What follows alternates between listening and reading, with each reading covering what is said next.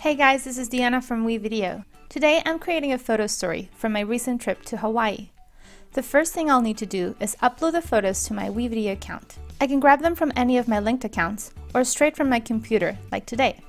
I select them all at once and upload to my WeVideo account. While the files are uploading, I switch to the Projects tab and create a new one called Hawaii 2013. Next, I click on the green Create New Video button.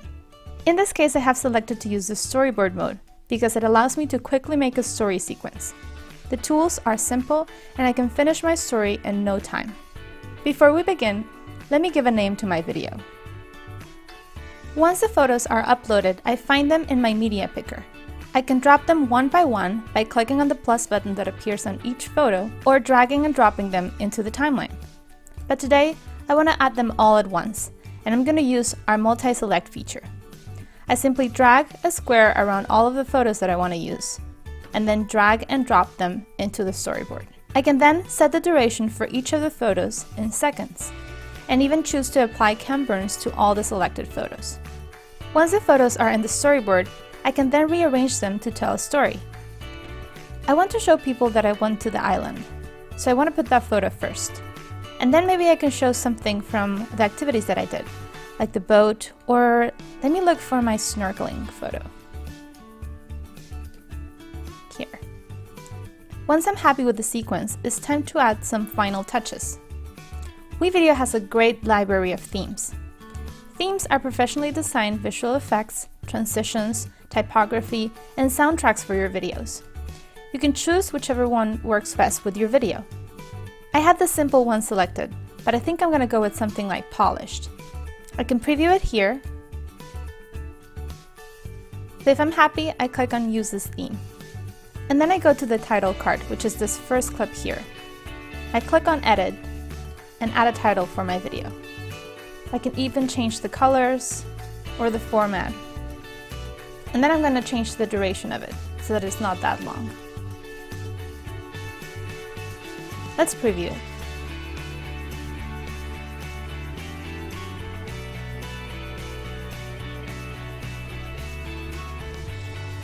See how the transitions look like little waves? That's why I wanted to choose this theme. If I think the volume of the song is really high, I can always go here and change the volume of it. If I don't like the song, I can erase it, or even drag a new one from our media library. Since I added this photo at the end, I'm going to go ahead and click on Edit.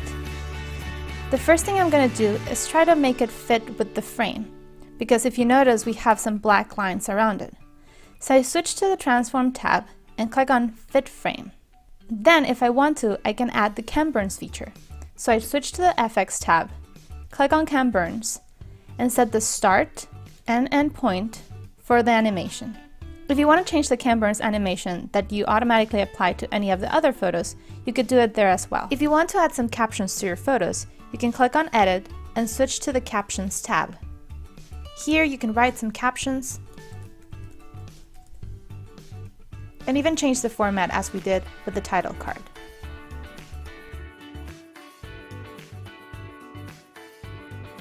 Notice that you see a notification in your photo. This means that the clip is not long enough for the animation for the caption to appear. You can always extend the clip until you don't see that notification and preview your video to see how it looks.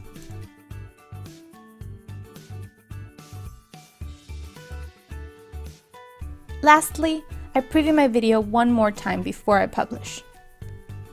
When my video is done, I get an email notification, and I can then see my finished video. Here, I can share it with my friends, but before I do that, I'll need to make my movie public. Check out the description for this video to see a link to the finished movie. I hope this tutorial inspired you to create your own photo story. Until later, happy creating!